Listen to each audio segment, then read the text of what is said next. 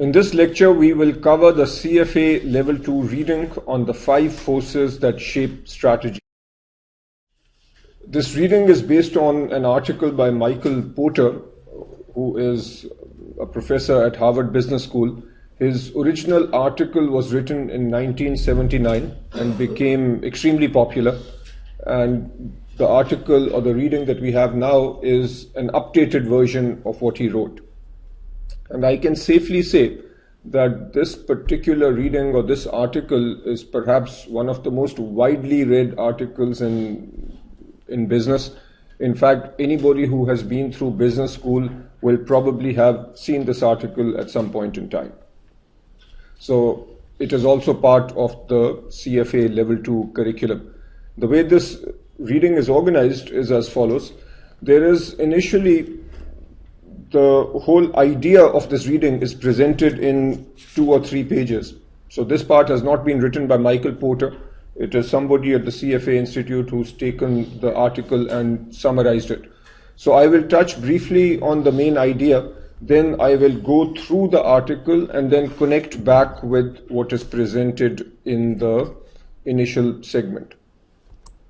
So the idea in brief. What we as company executives or those who are making strategy need to do is understand how 5 major competitive forces influence the profitability in an industry.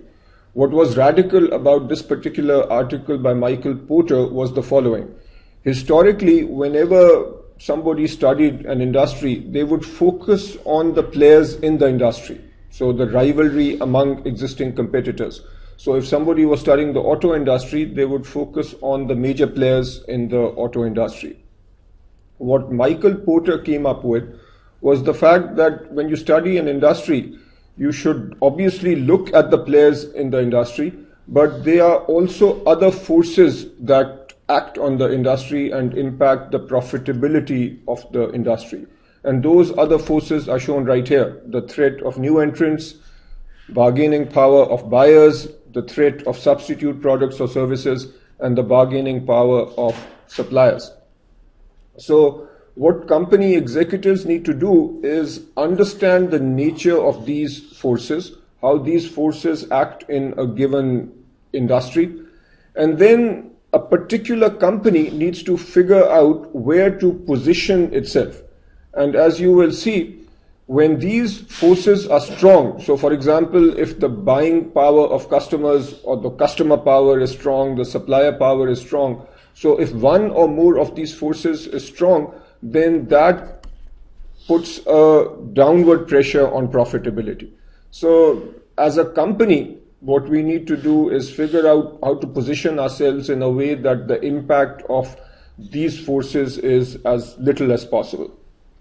Also, if any of these forces are changing, how do we exploit that? And finally, if it is in our power to reshape the forces in our favor, then we should do that. I'm just touching on these points now. Later, we will see how to actually do this. Something that is just mentioned in the introduction, and then we don't get any deeper into it, is the definition of profitability.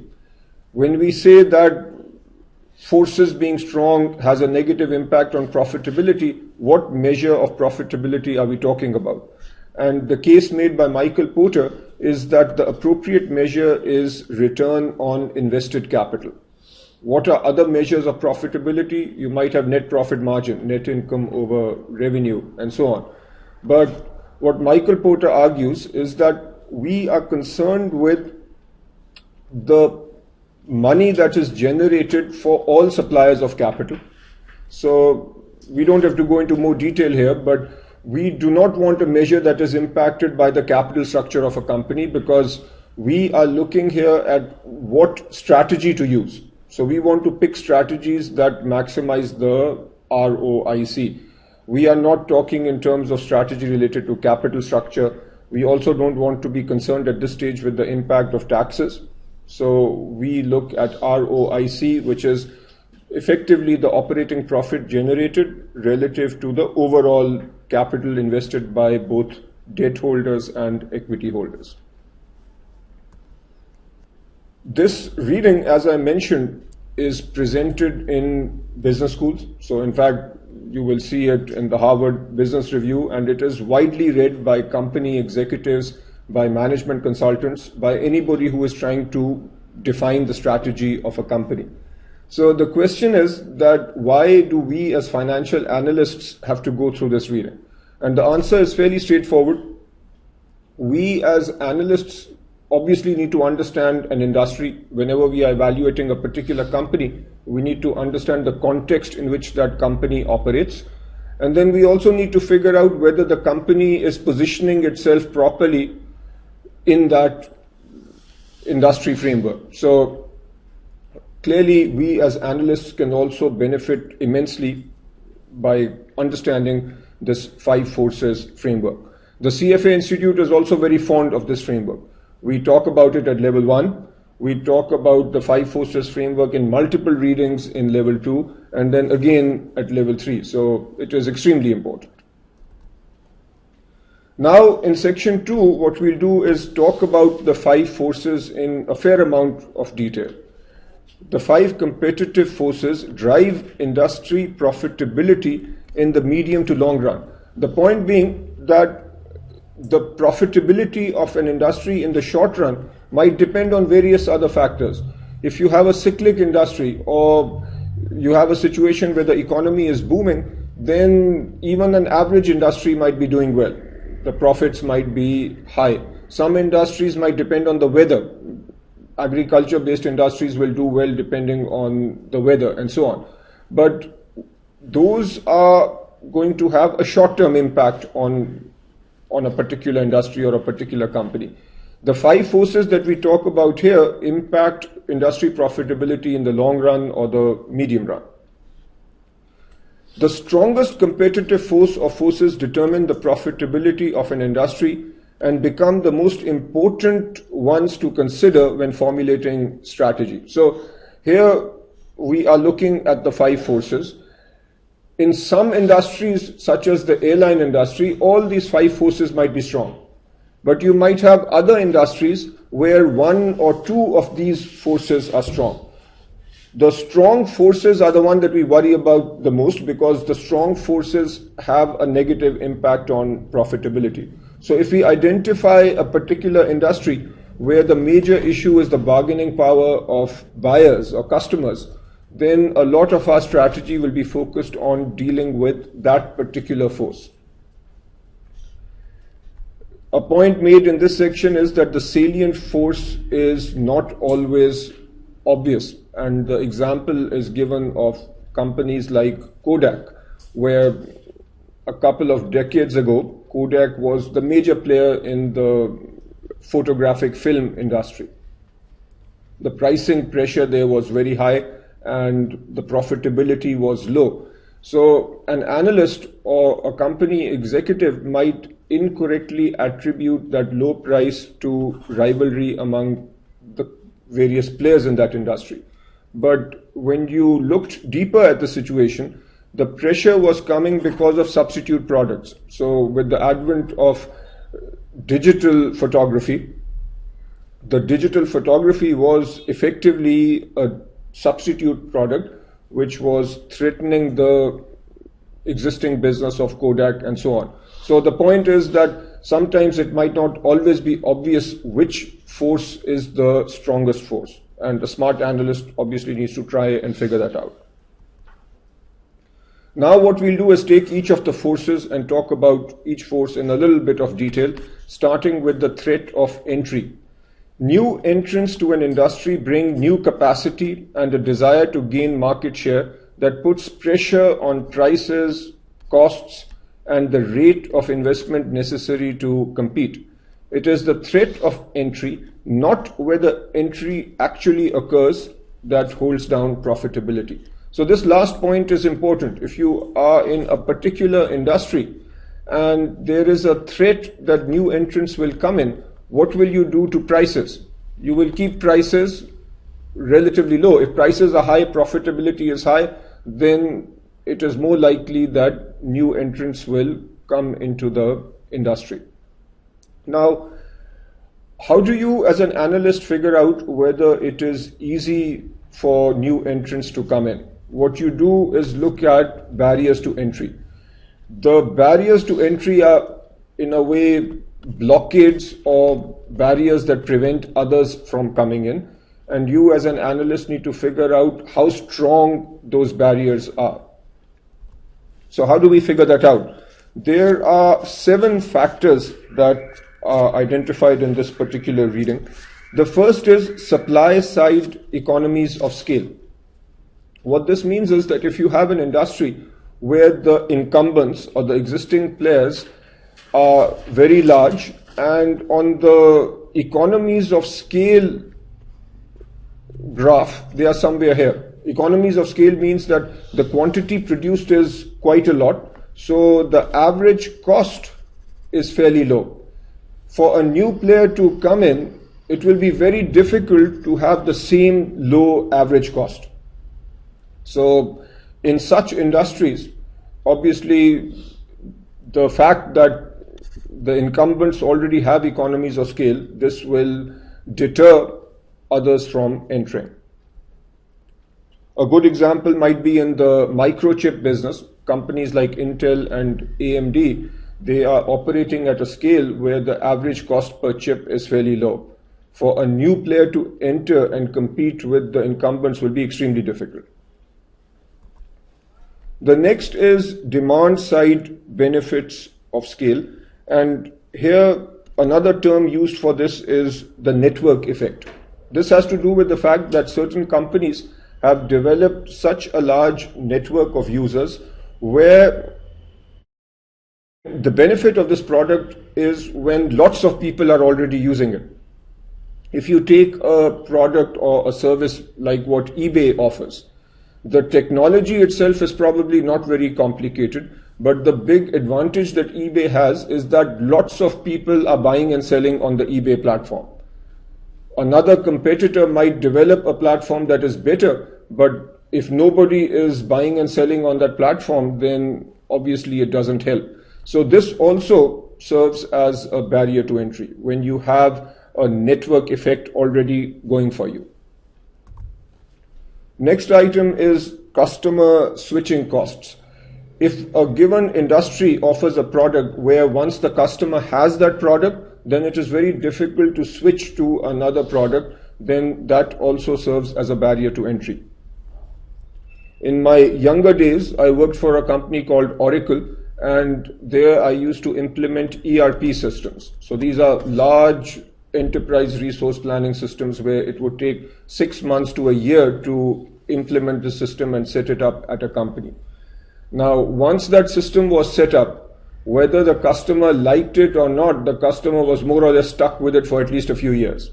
Once a large company has implemented an ERP system, you can't just change your mind and switch to SAP or switch to another system. So having large switching costs also serves as a barrier to entry for other potential companies. Capital requirements, this is fairly straightforward. For some industries, the capital requirement to enter that industry might be very high. Now, what does high capital requirement mean? Obviously, one aspect would be fixed assets. So a lot of money needed to set up the plant, for example. But it doesn't end there. Sometimes also a large investment is needed in working capital. You might need to give some financing to your customers. You might need to make sure that you can incur losses and bear losses for 3-4 years before becoming profitable. So does that deter others from entering? Obviously it does. Incumbency advantages independent of size. The point here is that in most industries, being an incumbent is an advantage in of itself. For example, if you take the grocery store business, some stores will already have some sort of a brand. They will probably be in the right locations. They will probably already have some customer relationships. So it becomes difficult for another player to enter this market. Unequal access to distribution channels. Let's say that you decide to introduce a new food product. But the major challenge that you will face is that the incumbents already have relationships with the supermarkets and they already have space on the shelves of the supermarket. So for you to get access to that distribution channel as a new entrant might be very difficult. And finally, restrictive government policy. This applies more so in some industries. In many countries, the government restricts the airline industry, that there might only be 3 or 4 airlines that provide domestic service. There might only be 1 airline from a given country that provides international service. So if a given company already has that license from the government, it's difficult for others to enter. So these are the major points. All else equal, when these barriers to entry are high, that means that the threat of entry is low. And again, all else equal, high barriers to entry, low threat would imply relatively high profitability. A related point here is this concept of expected retaliation. How potential entrants believe incumbents may react will also influence their decision to enter or stay out of an industry.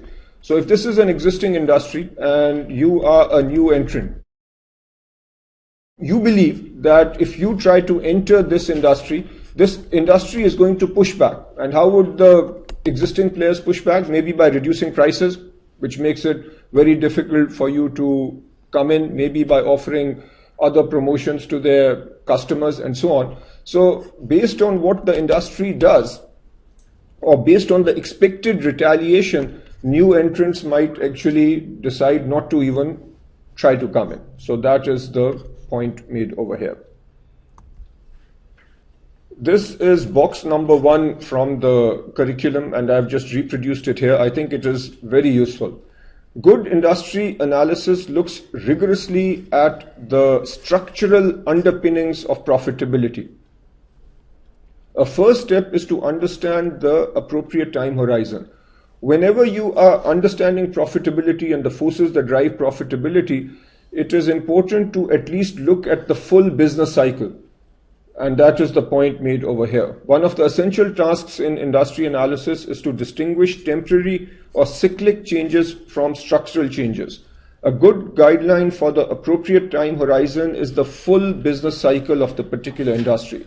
For most industries, a 3 to 5 year horizon is appropriate, although in some industries with long lead times, such as mining, the appropriate horizon might be a decade or more.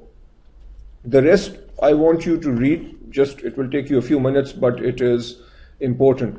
I'll simply highlight a point over here.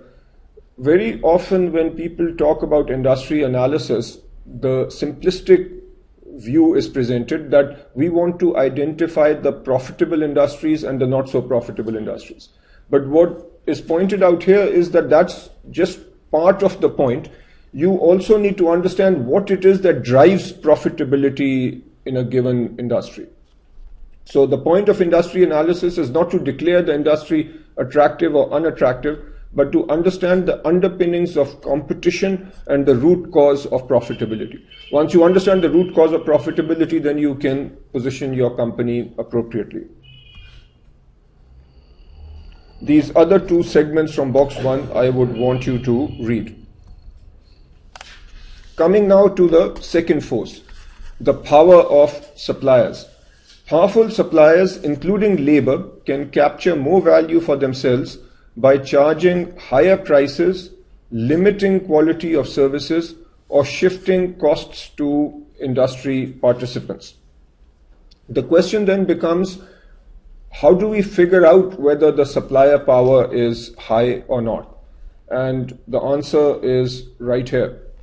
If the supplier is more concentrated than the industry it sells to, for example, Microsoft, and more concentrated here means that there are very few suppliers. So concentrated actually means small number. I'll also show this visually so you are very clear. If you think about the suppliers of computer-based operating systems and who they supply to, you have mighty Microsoft, which almost has a monopoly in this area.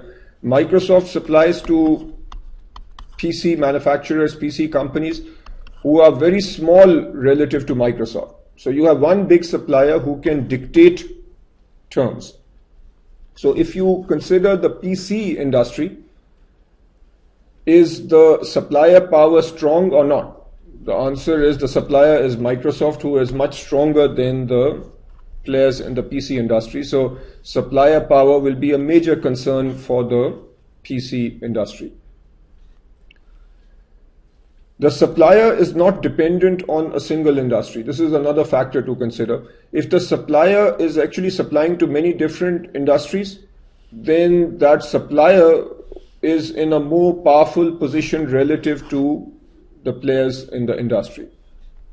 If the industry faces high switching costs, the point being that you have the industry over here and the industry is using a given supplier, if it is very expensive to go to another supplier, that also will result in greater power for the supplier. An example is Bloomberg Systems. Bloomberg provides systems and financial information to, let's say, financial analysts. You are an asset management company and you have set up Bloomberg terminals. Once you've done so, it is very hard for you to switch to another service. If the supplier offers differentiated products such as patented drugs for hospitals, if you are the hospital industry, then in this scenario the suppliers will be quite powerful. If you have no substitute, let's say you are the airline industry and you have to negotiate with the pilots union. If the pilots are collectively negotiating with you as one union, you don't really have anybody else to work with in that context. So again, that creates high supplier power. And finally, if the supplier can credibly threaten to integrate forward into the industry. So in the chemicals industry, for example, the supplier might be able to credibly threaten that it will buy or absorb the customer. That also results in relatively high supplier power. Coming to force number 3, the power of buyers and customers. Powerful customers can capture more value by forcing down prices, demanding better quality or more service.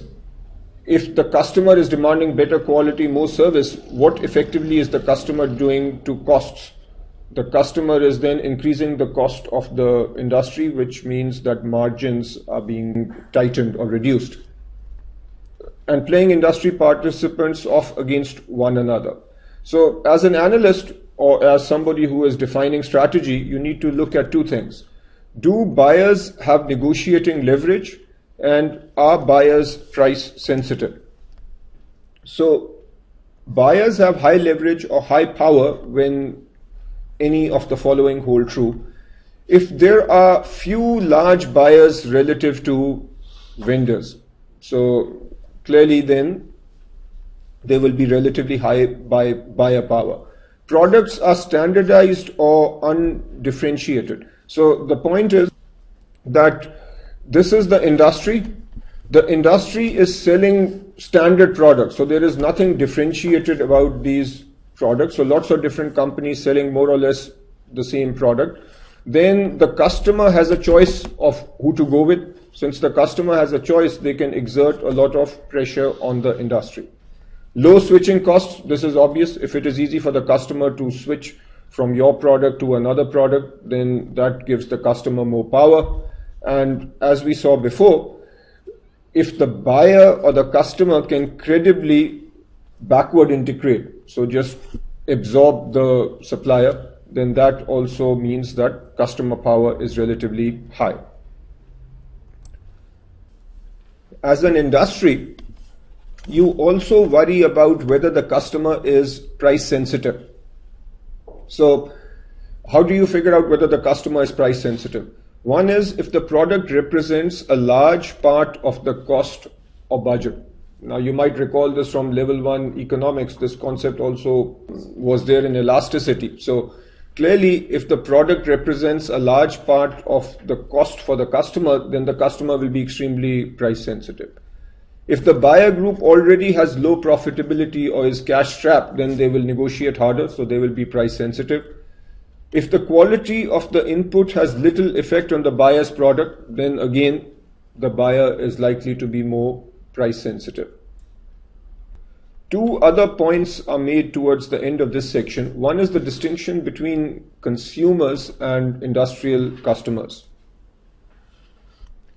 The curriculum points out here that there are lots of similarities between consumers and industrial customers, but there is one major difference. The major difference is that with industrial customers, it is relatively easy to define their need, but with consumers, it is often much harder to define the precise need.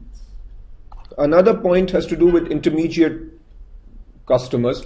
So let's say you are a producer, you sell to an intermediate customer who then sells to the end consumer. Now, this intermediate customer might have a lot of power over the producer. So what might the producer do to reduce the power of this intermediate entity? What the producer might do is have an advertising campaign that also shows off this brand or demonstrates this brand or the benefit of this product to the end consumer, so that the end consumer actually demands this particular product. In a strange sort of way, the pharmaceutical industry does this. So the pharmaceutical industry has to go through doctors, for example, with prescription drugs, but the pharmaceutical industry also markets heavily to end consumers. So end consumers actually ask doctors for a particular sort of medicine. Next, we come to the threat of substitutes. A substitute performs the same or similar function as an industry's product by a different means. Substitutes not only limit profits in normal times, they also reduce the bonanza an industry can reap in good times. In emerging economies, the surge in demand for wired telephone lines has been capped as many consumers opt to make mobile telephone their first and only phone choice. So clearly wired telephones and mobiles are substitutes, and in an emerging economy where the demand for phone services is increasing rapidly, the fact that we have a substitute obviously hurts the existing industry.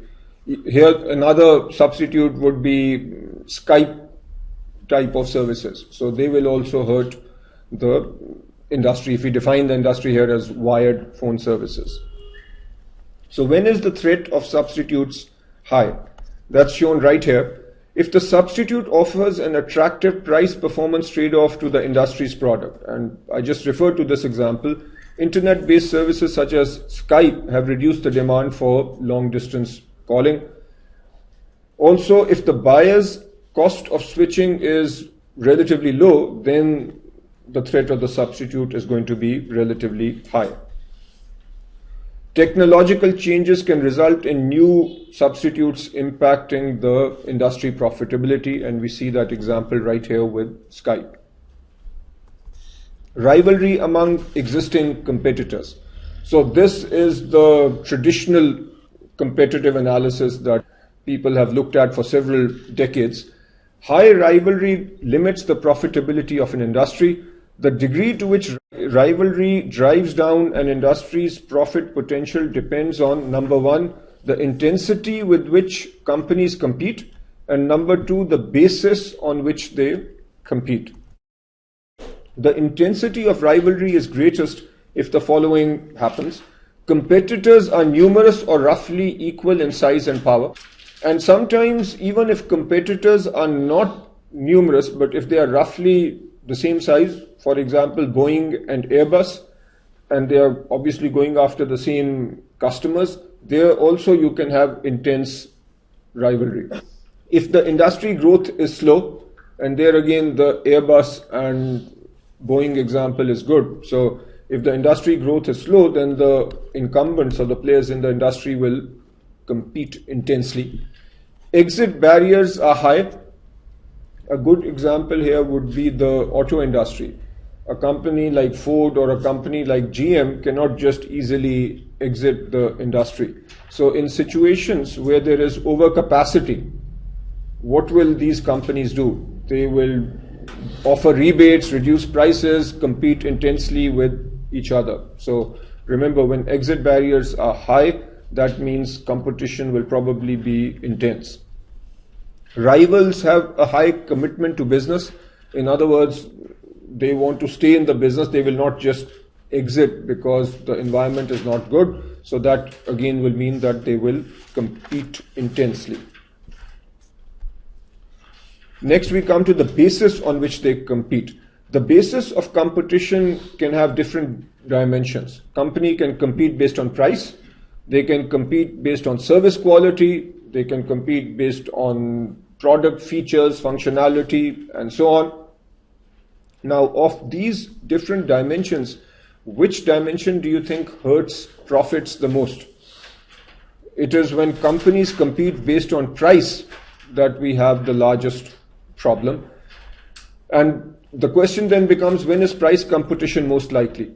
Price competition is most likely when there is very little product differentiation and switching costs are relatively low. Also, if fixed costs are high and marginal costs are relatively low, then again, chances are that we'll have high price competition. Surplus capacity, and that also connects with the auto example that I gave. If you have Ford and GM and your economy is not doing very well, so there will be lots of excess capacity, and that will lead to price-based competition. If the product is perishable, then obviously companies are going to drop their price in order to compete. Coming now to section 3 of this reading, factors not forces. Make sure that based on section 2, you understand the 5 forces very well. Everything other than those 5 forces are referred to as factors. So if you can think of something else, such as industry growth rate or technology or government policies, these do impact industries, but we call them factors, we do not call them forces. And you'll see why. Industry growth rate, technology and innovation, government policy, and complementary products and services are considered factors, not forces, because they have a relatively short-term or fleeting impact on a particular industry. If you think about industry growth rate, what is conventional wisdom? Conventional wisdom is to invest in industries that are growing very fast. But just because an industry is growing fast doesn't mean that it is attractive. Why? If you have high growth rate, it is possible that the suppliers are capturing most of the profits. You might have a situation where the PC industry is expanding rapidly, but even when the PC industry was expanding rapidly, the profitability was not very high. If the industry is growing rapidly, end of the day, you do not invest in the industry, you invest in companies. So if you think about a rapidly growing industry with low barriers to entry, what's going to happen? You will have many new players simply coming into that particular industry. What about technology and innovation? The conventional wisdom is that invest in high-tech companies, that's where you will get the highest return. But again, advanced technology or innovations per se do not make an industry attractive. Even low-tech industries with price-insensitive bias, high switching costs or high barriers to entry, or industries which have economies of scale can be more profitable than tech companies such as software and internet-based companies. Government. Many people might say that government policies have a large impact on industries, and actually there is a point there. But the reason government policy or government action is not considered a sixth force is because this particular framework asks us to consider what the impact of government policies would be on the 5 forces. As an example, let's say that in a given country, there are very strong intellectual property rights. What does this do? we look at strong intellectual property rights, let's say in a country like Germany, does this help incumbents by raising the barriers to entry? The answer is it does. You might have another country where union laws are very strong. Okay, again, that is coming based on government policy, government regulation.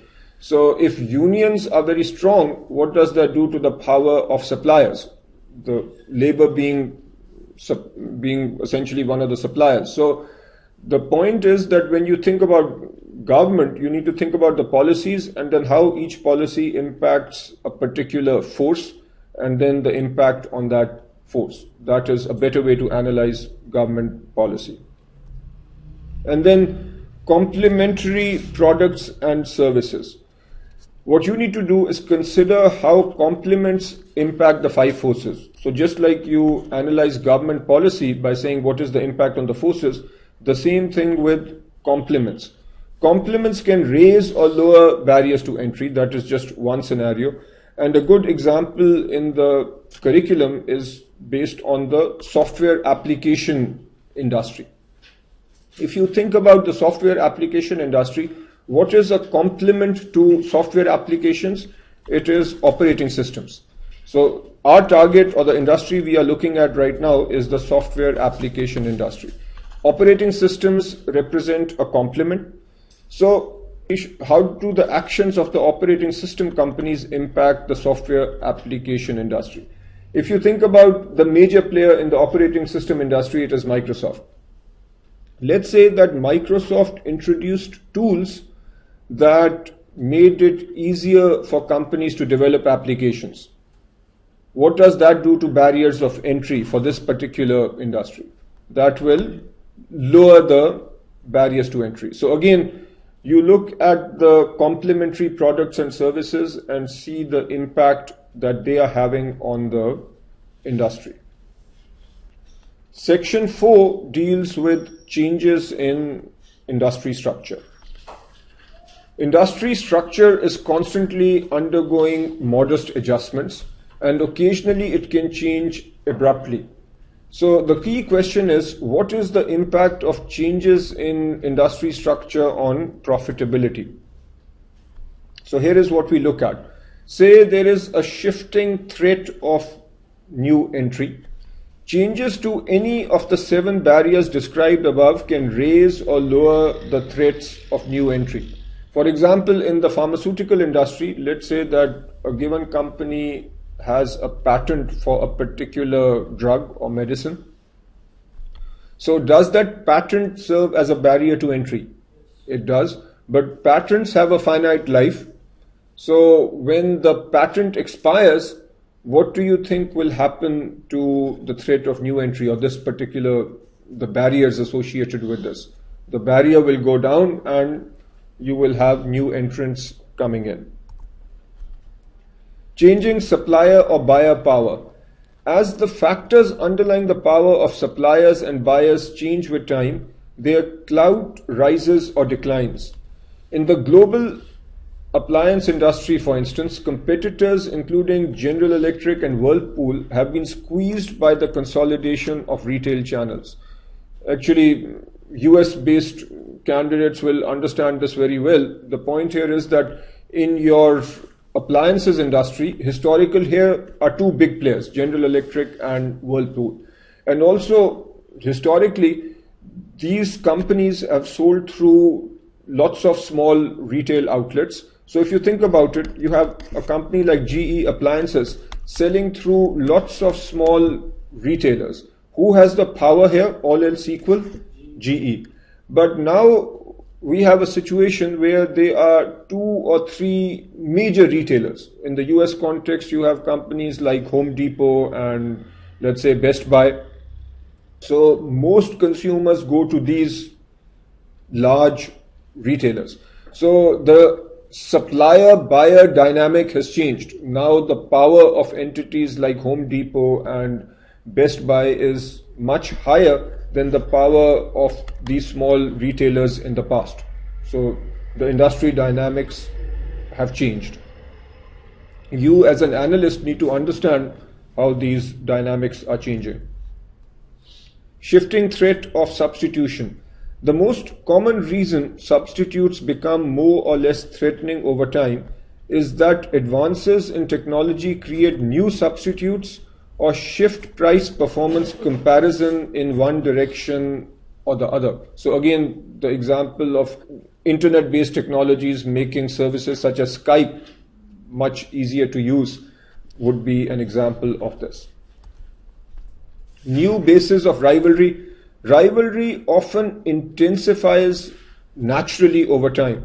As an industry matures, growth slows, competitors become more alike as industry conventions emerge, technology diffuses or spreads out across all the players, and consumer tastes converge. When this happens, industry profitability falls and weaker competitors exit. Section 5, Implications for Strategy. Given an understanding of industry forces and industry profitability, best strategies exploit more than one of the following possibilities. So now we are saying that you are an analyst or you are the strategist for a given company. You have understood the 5 forces.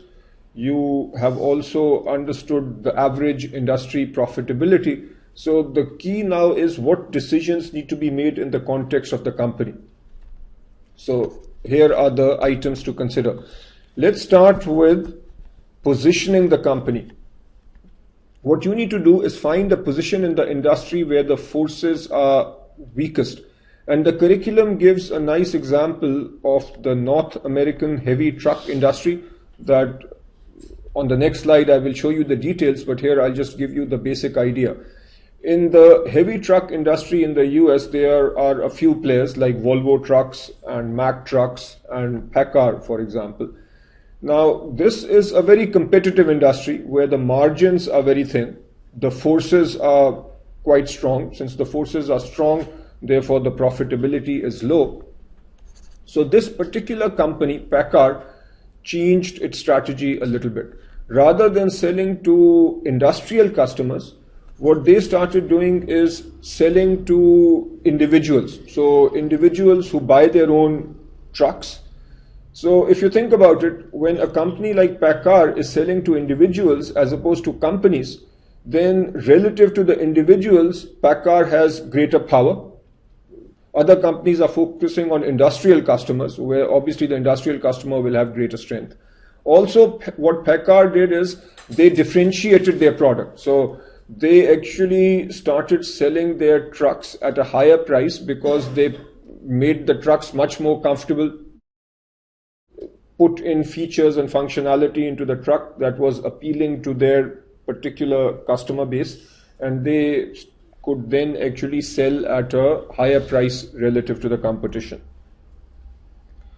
So the point is that if you understand the 5 forces framework, especially in the context of your industry, then you can figure out exactly where to position your company. And the key is you try to position your company where the forces are the weakest. Also, if you are deciding to get into a new industry or to exit a new industry, you can use the 5 forces framework. Next point is exploiting industry change. When industry structure is in flux, new and promising competitive positions may appear. Structural changes open up new needs and new ways to serve existing needs. And the way Apple dealt with iTunes and downloadable music is a good example. And in 2 slides, I'm actually going to share this example with you. And finally, shaping industry structure. An industry structure can be reshaped in 2 ways: by redividing profitability in favor of incumbents or expanding the overall profit pool.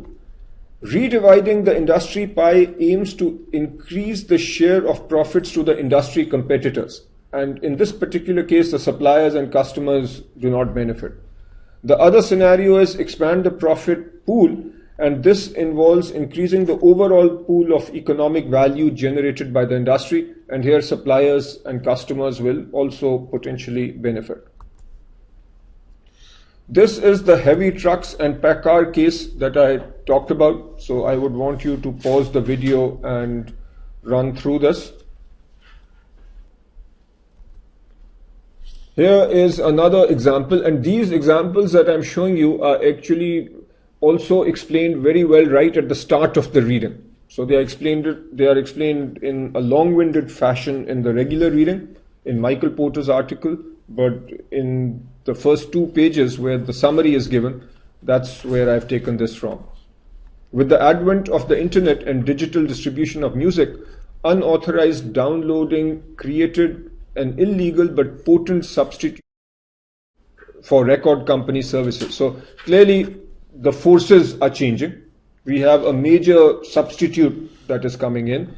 The record companies try to develop technical platforms for digital distribution themselves, but major labels didn't want to sell their music through a platform owned by a rival. So clearly there was an opportunity, and who stepped into this opportunity? It was Apple. And now Apple is one of the largest music distributors in the world. So they obviously saw outside the box. They started out as a computer company, and now they are a lot more than that. Into this vacuum stepped Apple with its iTunes music store, supporting its iPod music player. The birth of this powerful new gatekeeper has whittled down the number of major labels from 6 in 1997 to 4 today. Today obviously is not today, 2014, but this is a few years ago. All right, the next point I think is very important. As a company, how do you reshape forces in your favor? So the forces exist. We've already talked about the fact that you try to position your company where the forces are weak. But what else can you do? How do you neutralize supplier power? What you then try to do is standardize specifications for parts so your company can switch more easily to vendors. To counter customer power, expand your services so it is harder for customers to leave you for a rival. So make things such that for the customer, the switching cost becomes too high. To temper price wars initiated by established rivals, invest more heavily in products that differ significantly from competitor offerings. So differentiate your products and services. To scare off new entrants, elevate the fixed cost of competing, for instance, by escalating your R&D expenditures. To limit the threat of substitutes, offer better value through wider product accessibility. Soft drink producers did this by introducing vending machines and convenience store channels, which dramatically improved the availability of soft drinks relative to other beverages. Now, this is the final section, and it's not explicitly part of the learning objectives, but it addresses the point that I made earlier, which is that you are financial analysts. So why are you going through this reading? And I felt that this is very useful. Understanding industry structure is equally important for investors as for managers. The 5 forces reveal whether an industry is truly attractive, and they help investors anticipate positive or negative shifts in industry structure before they are obvious. The 5 forces distinguish short-term blips from structural changes and allow investors to take advantage of undue pessimism or optimism. Those companies whose strategies have industry transforming potential become far clearer. This deeper thinking about competition is a more powerful way to achieve genuine investment success than the financial projections and trend extrapolations that dominate today's investment analysis.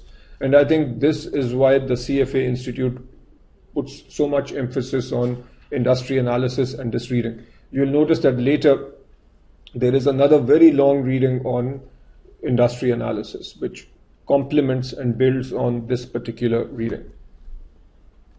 Then there are several boxes from the curriculum that have been reproduced here. How do you define the relevant industry? I want you to pause the video and read through this. This item also shows up in the later reading on industry analysis, and therefore I think is quite testable. Box 3 deals with the typical steps in industry analysis that you should go through.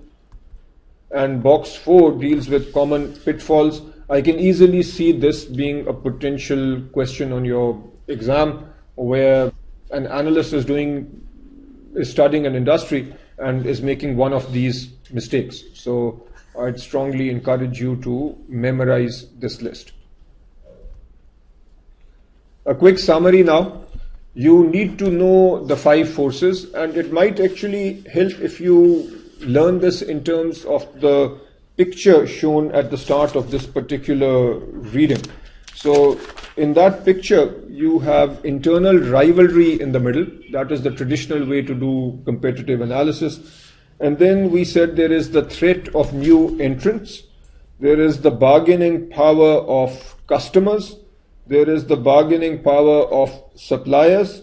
And there is the threat of substitutes. So make sure you know all these forces.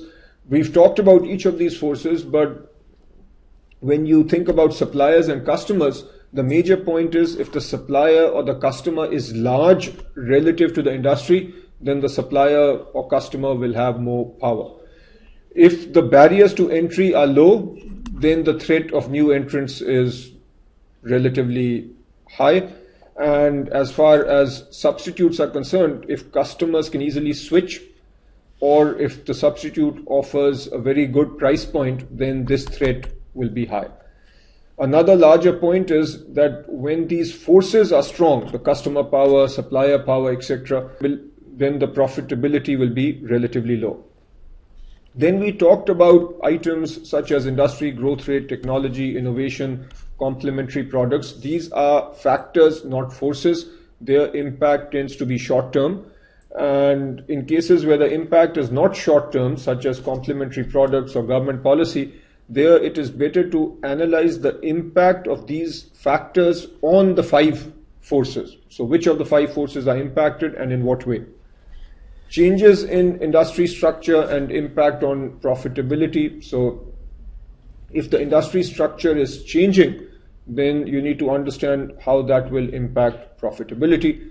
And finally, once you have understood the industry structure and understood the profitability, the dynamics of profitability, then you have to figure out how to position the company where the forces are the weakest. You as an analyst obviously will be looking at whether the company is following the right strategy or not. Is the company just competing hard and lowering prices, or is the company trying to figure out a way of moving in a direction where it can improve profitability? How is the company doing in terms of exploiting any changes in the industry structure? And if the company has the ability to shape the industry structure, is it doing so? And is it doing so in a manner that will have a long-term benefit for the company? So that's what you as an analyst look for. All right, so my usual advice, the summary here comes with a caveat. This particular reading doesn't have a regular summary at the end, but what it does have is a summary in the beginning.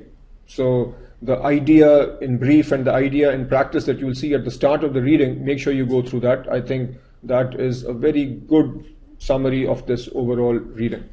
Go over the learning objectives. They are just 4 learning objectives and we have covered them in this lecture, but I want you to look at each learning objective and make sure you can say something sensible about each one of them.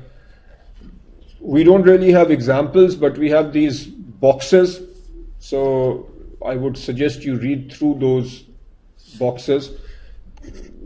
Don't have too many practice problems, but do the ones that are there in the curriculum. And then I would encourage you to try and find examples from other sources, because I think the probability of being tested on this reading is relatively high. In fact, what I think might happen is you will get a case study which combines this reading with a subsequent reading on industry analysis.